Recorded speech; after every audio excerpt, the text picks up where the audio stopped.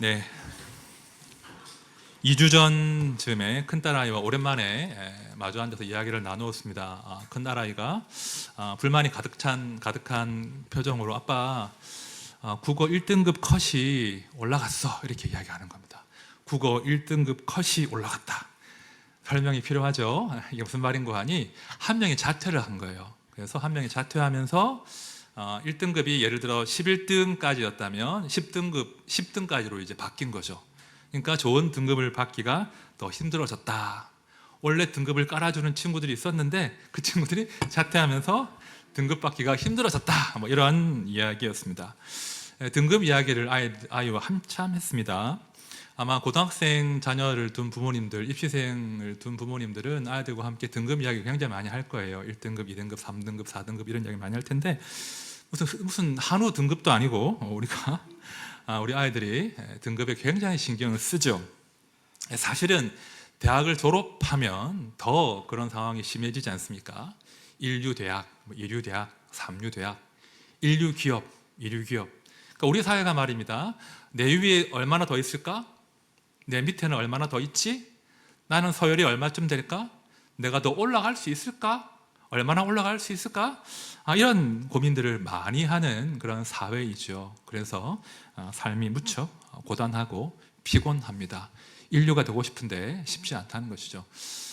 1997년도에 넘버 3라고 하는 영화가 개봉했습니다. 혹시 기억나십니까? 한석규, 최민식, 또 송강호 씨, 그 무대뽀 정신을 강의하던 기억 안 나시는구나. 재밌는 영화가 있습니다. 그 건달들 이야기예요. 하여튼 B급 영화라서, B급 감성의 영화라서 꼭 보실 필요는 없습니다. 재미는 있어요. 근데 아무튼 그 영화가 개봉했는데 극 중에서 주인공인 그 한석규 씨, 건달 역할로 나오거든요. 그 한석규 씨가 이런 대사를 합니다. 넘버 3의 명대사예요. 제가 성대 모사는 안 되더라고요. 연습해봤는데 그래서 화면을 준비했어요. 누가 넘버 3래? 나 넘버 2야. 이렇게 말하는 대목이 나옵니다. 누가 넘버 3래? 나 넘버 2야. 아주 이 영화에서 중요한 그 메시지를 던지는 대사인데요. 이게 어떤 의미냐면 내가 1류는 못 되더라도 5야지 1등은 못 되더라도 최소한 넘버 2는 돼. 2류는 될 수 있어. 나는 3류 아니야. 그런 메시지를 던지는 대사거든요. 그러니까 우리 시대의 자화상 같은 그런 대사라는 겁니다. 최소한 3류는 되지 말자 2류 정도는 돼야지 라고 하는 우리 시대의 그런 자화상과 같은 그런 외침이었습니다. 세상 역사는요, 왕들과 영웅들을 중심으로 기술됩니다. 그래서 유명한 말이 있지 않습니까? 모든 역사는 승자의 역사다. 그런 유명한 말이 있죠. 그러나 하나님 나라의 역사는 그렇지 않더라는 겁니다. 요즘 우리가 매일 성경으로 이제 열왕기하 말씀 큐티하고 있죠. 다락방도 열왕기하 말씀으로 합니다. 매주 새벽마다 열왕기하 말씀을 우리가 묵상하고 있는데요. 열왕기하 말씀을 가만히 들여다보시면 하나님 나라의 인류 인생은 따로 있더라는 거예요. 하나님께서 참으로 들으시는 사람, 하나님께서 참으로 소중하게 여기시면서 그 사람과 동역하는 그 한 사람은 세상이 말하는 1등급 인류 인생과는 전혀 상관이 없더라는 거예요. 하나님 나라의 성공자는 따로 있더라는 거예요. 자, 오늘 읽은 말씀 워낙에 유명한 말씀 아닙니까? 나아만이 엘리사 선지자의 말씀에 순종해서 강물에 몸을 7번 담궜더니 깨끗하게 나왔더라. 유명한 이야기입니다. 워낙에 유명한 이야기이기 때문에 스토리 설명은 생략하겠습니다. 대신 오늘 본문에 등장하는, 이야기에 등장하는 3명의 인물들을 한 명씩 보려고 합니다. 자, 3명이 누구냐면 나아만이고요. 그리고 북이스라엘의 왕 여호람 왕입니다. 세 번째는 무명의 한 어린 소녀, 어린 종이죠. 자, 3명을 살펴볼 텐데 이런 질문을 가지고 볼 거예요. 하나님께서는 왜 나아만을 고쳐주셨는가? 하나님은 왜 나아만을 고쳐주셨는가? 이런 질문을 가지고 이 3명을 각각 살펴보도록 하겠습니다. 자, 먼저 오늘 이야기에서 가장 많은 분량을 차지하는 나아만이라는 인물입니다. 자, 5장 1절 말씀 제가 볼게요. 아람 왕의 군대 장관 나아만은 그의 주인 앞에서 크고 존귀한 자니 이는 여호와께서 전에 그에게 아람을 구원하게 하셨습니다. 그는 큰 용사이나 나병 환자더라. 자, 5장 1절 말씀은 나아만이라는 사람을 크고 존귀한 자, 큰 용사라고 거듭 강조하고 있습니다. 자, 성경 말씀에서 한 사람을 크고 존귀한 자라고 묘사한 경우는 거의 없어요. 그러니까 5장 1절 말씀은 나아만이 얼마나 명성이 높은 사람이었는지를 거듭 강조하고 있죠. 사실 많은 분들이 나아만 이야기를 떠올릴 때 나아만의 어떤 겸손과 순종을 많이 이야기하십니다. 그가 얼마나 순전한 마음으로 순종했는가. 그래서 그가 나았다라고 많이 설교하시지만 저는 동의할 수 없습니다. 사실 나아만은요, 마음이 아주 높은 사람이었어요. 그가 왕 앞에서도 크고 존귀한 자였고 큰 용사로 명성이 높았는데 그가 겸손할 리가 있겠습니까? 사람 다 똑같거든요. 나아만은 사실 교만했습니다. 어떻게 알 수 있냐? 이 나아만이 엘리사를 찾아가는 대목을 보면 그의 교만을 확인할 수 있어요. 자, 9절부터 11절까지 말씀을 제가 읽어보겠습니다. 나아만이 이에 말들과 병거들을 거느리고 이르러 엘리사의 집 문에 서니 엘리사가 사자를 그에게 보내 이르되 너는 가서 요단강에 몸을 7번 씻으라. 내 살이 회복되어 깨끗하리라 하는지라. 나아만이 노하여 물러가며 이르되 내 생각에는 그가 내게로 나와 서서 그의 하나님 여호와의 이름을 부르고 그의 손을 그 부위 위에 흔들어 나병을 고칠까 하였도다. 자, 나아만이 어떻게 옵니까? 말들과 군마들이에요. 군마들과 병거들을 이끌고 위풍당당하게 엘리사의 집 앞에 온 겁니다. 병 고치러 왔잖아요. 군마가 왜 필요합니까? 병거들이 왜 필요합니까? 지금 나만이 어떤 마음인 거예요? 나 이런 사람이야. 나 크고 존귀한 자이고 그런데 이 나병 때문에 힘들어 죽겠어. 나를 한번 고쳐봐. 자기를 과시하면서 떵떵거리면서 엘리사의 집 문에 이른 겁니다. 자, 그런데 나아만의 기대가 빗나가죠. 어떤 일이 벌어집니까? 선지자가 버선발로 뛰어나가지고 어이구 나아만 장군님 오셨습니까? 절도 하고 정성스럽게 환부를 오르만지면서 기도회에 줄 알았는데 어떻게 하죠? 사자를 보냅니다. 이 사자는 사자 아닙니다. 오해하시면 안 됩니다. 종을 보내어서 뭐라고 하죠? 저기 강에 가서 7번 씻으라는데요. 이렇게 얘기하는 겁니다. 나아만이 어떻게 하죠? 기분이 빡 상했어요. 빡 돌았어요. 화가 난 거예요. 막 화가 났습니다. 아니, 내가 왕 앞에서도 크고 존귀한 자로 대접받는데 내 평생에 이런 대접을 받아본 적이 없는데 나를 이렇게 나와보지도 않고 인사도 안 하고 몸 씻으라고 한다고? 화가 난 거예요. 그래서 어떻게 하죠? 돌아가려고 합니다. 여러분, 나아만은요 절박하지 않았어요. 그 마음이 겸손하지 않았습니다. 그는 교만했어요. 크고 두려우신 하나님께 나아오는데, 맞잖아요. 크고 두려우신 하나님께 나아오는 그 현장에서도 내가 큰 자라고 과시하던 그런 사람이었습니다. 하나님이 그에게 하나의 병을 주셨잖아요. 하나의 결핍을 주셨는데 그 결핍이, 질병이 겸손을 위한 통로가 되었으면 참 좋았을 텐데 그 질병에도 불구하고 그는 교만했습니다. 여러분, 하나님 누구 미워하시죠? 교만한 사람 미워하십니다. 하나님은 심지어 교만한 자를 대적한다고 하십니다. 자, 그런데 말입니다. 놀랍게도 하나님이 이 교만한 나아만에게 다시 기회를 주신다는 거예요. 나아만 옆에 지혜로운 종들을 두셔서 나아만을 설득하게 하는 거예요. 아버지요, 나아만 장군이요, 만약에 저 선지자가 더 힘든 과제를 냈으면 어떻게 했겠냐고 하지 않으셨겠습니까? 병 나야 하니까. 그런데 지금 저 선지자가 목욕하라고 하지 않냐고, 하면 되지 않냐고, 믿자야 본전이니까 몸이나 씻고 갑시다 라고 나아만을 설득하죠. 자, 결국 나아만이 어떻게 하죠? 종들의 말대로 요단강에서 7번 몸을 담그고 나병이 깨끗하게 났습니다. 강조합니다. 지금 이 본문은 나만의 순종을 말하는 게 아니에요. 나만은요 여전히 여호와 하나님을 알지 못했습니다. 그저 병 고치러 온 거예요. 그의 마음은 여전히 높았어요. 그는 순전한 마음으로 순종하는 것이 아니라 그래 이왕 왔으니까 믿자야 본전이지 하면서 몸 담근 거예요. 여전히 그가 교만했으나 하나님께서 나만을 봐주신 겁니다.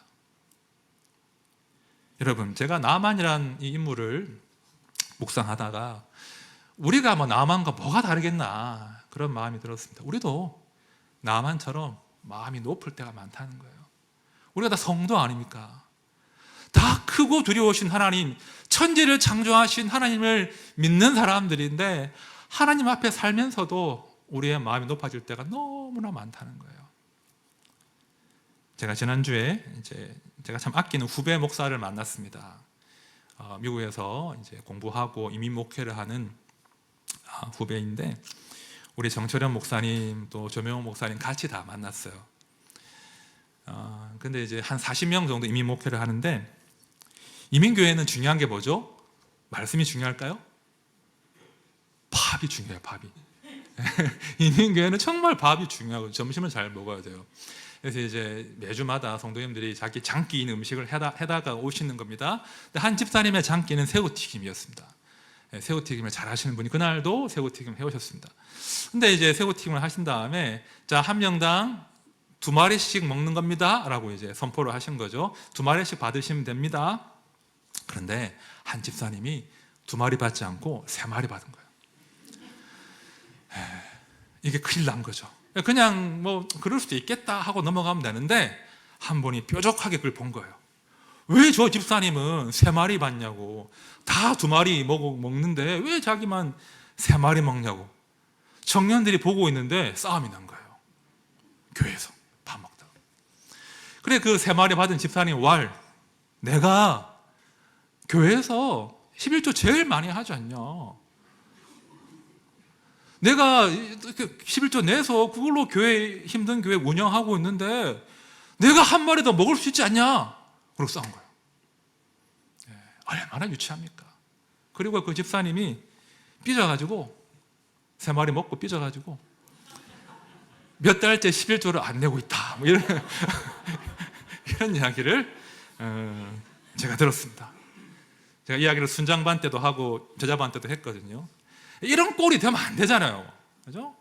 크고 두려우신 하나님을 섬기는데 나 좀 알아달라고, 나 이 정도야, 이런 우스운 꼴이 생기기도 한다는 거예요. 그런데 그게 누구의 모습이 아니라 우리의 모습이라는 거예요. 참 우리는 교만할 때가 많고 억누르고 싶은데 그런 교만이 불쑥 튀어나오죠. 하지만 하나님께서 봐주시는 거예요. 다시 기회를 주셔서 은혜 안에 살도록 해주시기 때문에 우리가 살아서 예수를 믿고 있는 거죠. 자, 중간 정리하면 나만이 왜 나았는가? 왜 하나님이 나만을 고쳐주셨는가? 나만의 순종 때문입니까? 아니라는 거예요. 나만의 순종 때문이 절대 아닙니다. 자, 이제 시계를 좀 앞으로 돌려서 두 번째 인물을 볼 텐데요. 간단하게만 보겠습니다. 너무나 무가치해서 간단하게 볼 텐데, 두 번째 인물은 북이스라엘의 왕이에요. 자, 나만이 아람 왕에게 가서 이제 편지를 받아서 북이스라엘로 옵니다. 아람 왕이 편지를 써요. 어떤 편지를 쓰냐면 여기 내 신하를 보낼 테니 이 신하의 병을 고쳐주시오 하고 편지를 써서 이스라엘 왕에게 나만을 보내는 거예요. 그런데 이스라엘 왕이 그 편지를 받고는 한심한 반응을 한다는 거예요. 자, 7절 말씀 우리 같이 봅시다. 시작. 이스라엘 왕이 그 글을 읽고 이르되 내가 사람을 죽이고 살리는 하나님이냐? 그가 어찌하여 사람을 내게로 보내 그의 나병을 고치라 하느냐? 너희는 깊이 생각하고 저 왕이 틈을 타서 나와 더불어 시비하려 함인 줄 알라 하니라. 자, 이 왕이 얼마나 한심하냐면 어떤 반응을 보냐면 내가 사람을 살리고 죽이는 하나님이냐라고 지금 반응한다는 거예요. 여러분, 사람을 살리기도 하시고 죽이기도 하시는 분이 누구십니까? 하나님. 이스라엘에 하나님이 계신데 지금 이 왕이 하나님을 망각해버린 거예요. 지금 열왕기하 5장 맥락인데요. 자, 2장 앞으로 가서 열왕기하 3장을 가보시면 북이스라엘이, 지금 이 왕이 말입니다, 여호와 하나님의 기적적인 도우심으로 모압을 크게 이겼습니다. 이 요람 왕은요, 이스라엘 왕은요, 이스라엘에 하나님의 사람 선지자 엘리사가 있고 하나님께서 이스라엘을 도우시면 우리가 모압도 이겼다, 그런 경험이 있단 말입니다. 그런데 그 경험을 했으나 이 한심한 왕이 하나님을 망각한 겁니다. 그래, 우리나라에 이스라엘에 하나님이 계시지라고 반응해야 할 것인데 내가 하나님이냐고 이 한심한 소리를 한다는 거예요. 여러분, 그는 왕이었습니다. 그는 부귀영화를 가진 사람이, 부귀영화를 누리는 사람이었습니다. 성공한 인생이었습니다. 하지만 하나님 나라의 역사에서는 1도 가치가 없는 무가치한 인생이 되어버린 거예요. 더 이상 제가 자세히 설명할 이유가 없는, 시간 낭비에 불과한 그런 인생이라는 것입니다. 그래서 넘어가겠습니다. 이만큼 무가치한 인생. 자, 이제 한 명 남죠. 누가 남습니까? 이름 없는 한 어린 여종이 남죠. 자, 2절과 3절 말씀 제가 볼게요. 전에 아람 사람이 떼를 지어 나가서 이스라엘 땅에서 어린 소녀 하나를 사로잡음에 그가 나아만의 아내에게 수종 들더니 그가 여 주인에게 이르되 우리 주인이 사마리아에 계신 선지자 앞에 계셨으면 좋겠나이다. 그가 그 나병을 고치리이다 하는지라. 자, 한 어린 소녀가 등장해요. 역사가가 기록하기를 그는 이스라엘 사람이었는데 포로로 잡혀와서 지금 나아만의 아내를 수종드는 종이라고 서술하고 있습니다. 그러나 3절을 보시면 그 어린 소녀는 결코 작지 않아요. 그 어린 소녀의 마음과 영혼은 결코 종이 아니란 말입니다. 그 작은 소녀의 마음 가운데 크고 두려우신 하나님을 딱 담고 있는 거예요. 동시에 그 크신 하나님을 담대하게 자랑할 수 있는 용기를 그 어린 소녀가 가지고 있더라는 거예요. 종이요, 주인이요, 이스라엘 땅에 가서 하나님의 사람 앞에 서면 반드시 병 낫습니다. 담대하게 이 어린 소녀가 하나님을 향한 믿음을 고백했더라는 것입니다. 자, 오늘 본문을 잘 관찰해 보시면요, 3번의 결정적인 이르되가 나와요. 3번의 결정적인 이르되. 첫 번째는 나아만의 이르되예요. 나아만이 노하여 물러가며 이르되. 두 번째는 이스라엘 왕의 이르되예요. 이스라엘 왕이 그 글을 읽고 자기 옷을 찢으며 이르되. 아람의 군대 장관, 그 크고 존귀한 자의 이야기, 혹은 이스라엘 왕의 이야기, 하나님 나라 역사에는 1도 소용이 없는 무가치한 이르되였습니다. 그러나 이 어린 소녀가 하나님이 들으실 만한 이르되로 하나님을 향한 믿음을 고백한다는 거예요. 3절 말씀 다시 한번 같이 읽어보겠습니다. 시작. 그의 여주인에게 이르되 우리 주인이 사마리아에 계신 선지자 앞에 계셨으면 좋겠나이다. 그가 그 나병을 고치리이다. 여러분, 우리가 스토리를 알지 않습니까? 하나님께서 누구의 말을 지금 들으신 것입니까?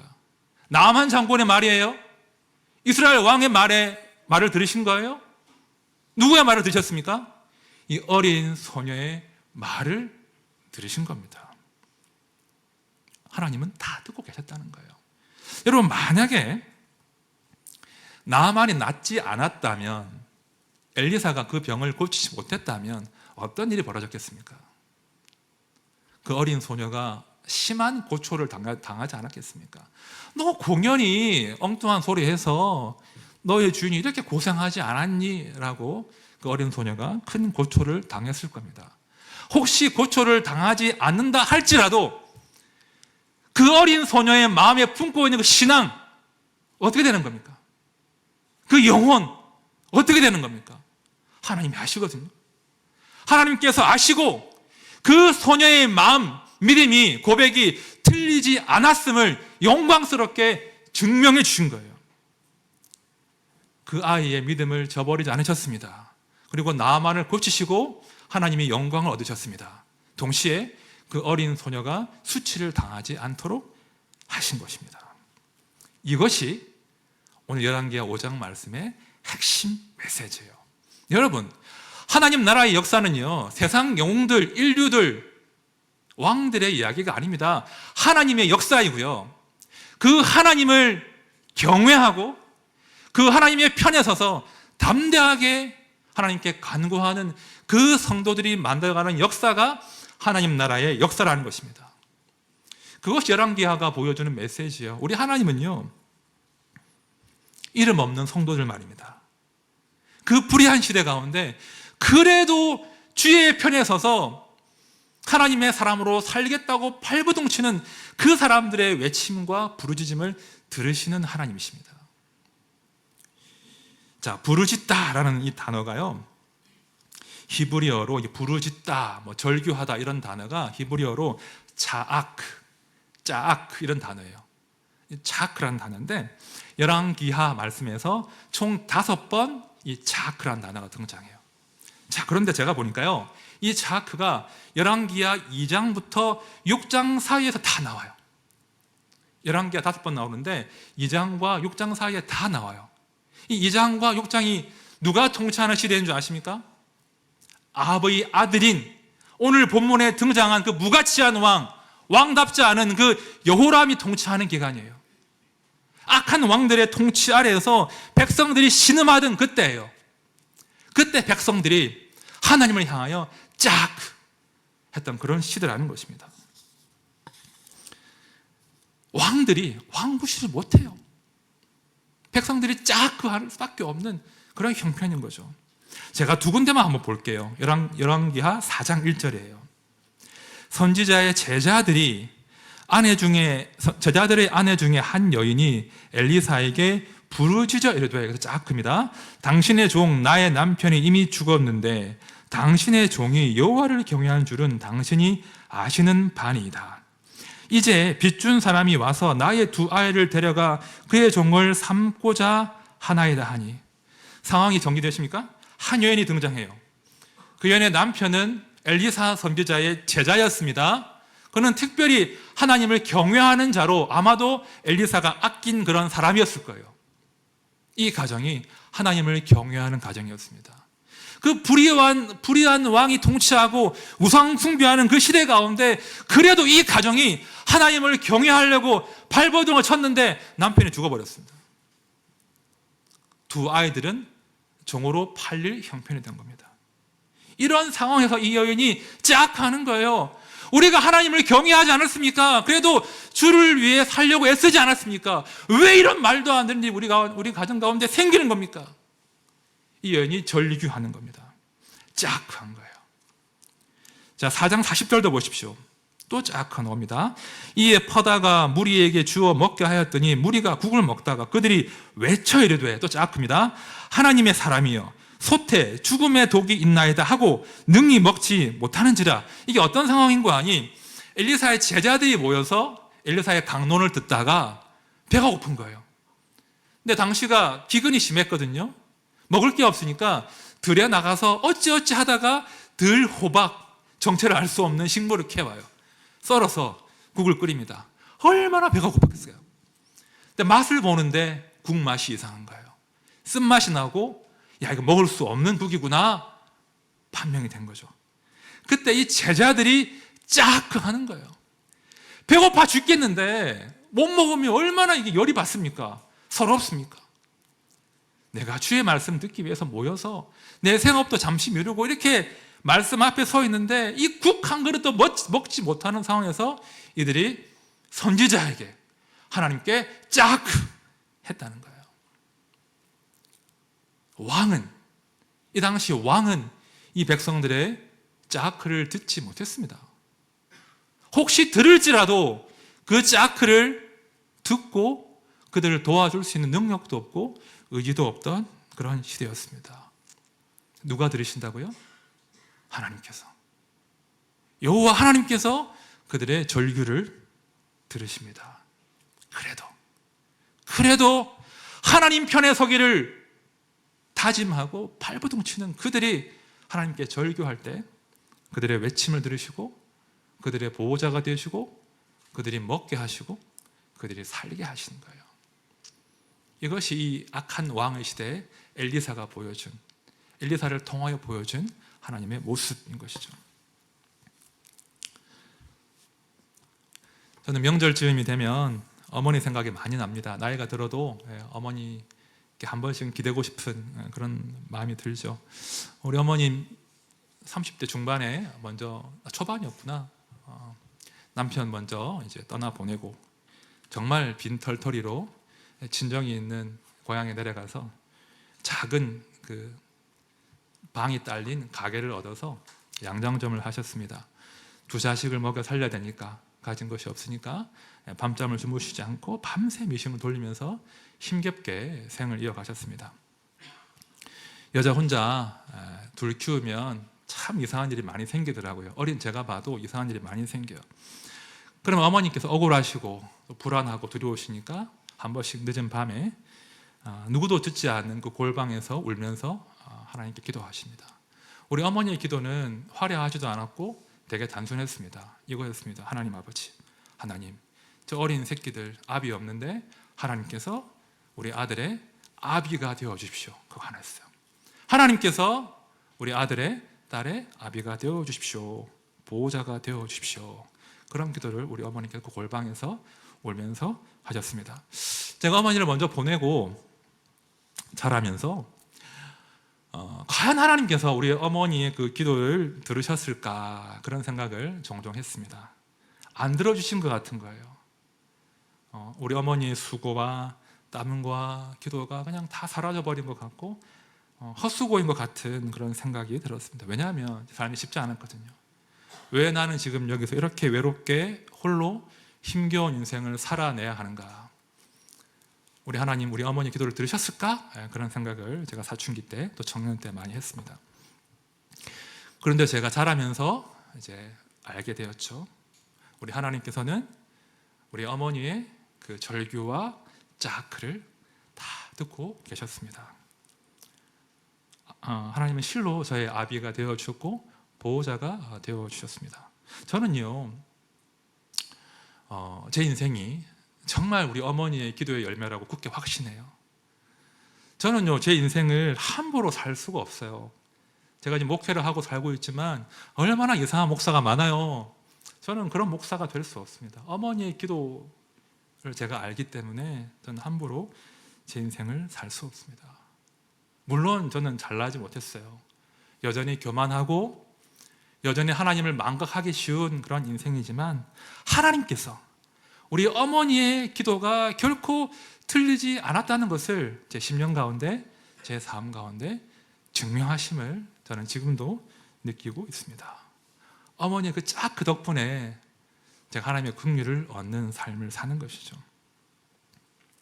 요즘 저는요, 이 절규, 이 짜크의 의미가 무엇인지 참 많이 배우고 있습니다.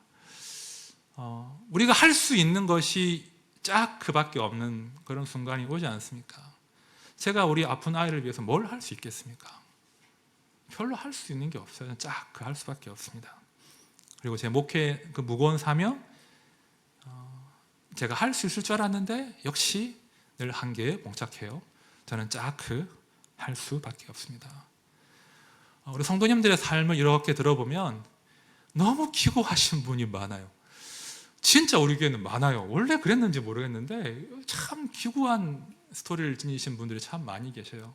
놀라운 것은 그런 기구한 삶을 살아오셨는데도 하나님께 등 돌리지 않고 계신다는 거예요. 너무나 하나님의 침묵이 길어지는 것 같은데 여전히 그래도 주의 편에 서서 주를 위해 살겠다고 발버둥 치는 분들이 너무나 많으시다는 거예요. 너무 감사해요. 그리고 제가 할 수 있는 것은 하나님께 할 수밖에 없습니다. 제가 간절히 기도할 수밖에 없다는 거죠. 여러분, 저는요, 분립했을 때 얼마나 영광스러워요.